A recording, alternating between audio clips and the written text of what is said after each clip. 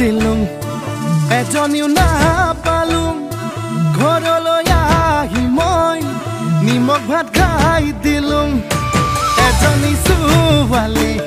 হৈ বহুত ভাল পাইছিলো এটালৈ পলাই গ'ল এচুমাও নাপালো হেনো দিনে ধৰি মদ খাব শিকিলো ভাং খাব শিকিলো আনৰে চকুতে বেয়ালৈ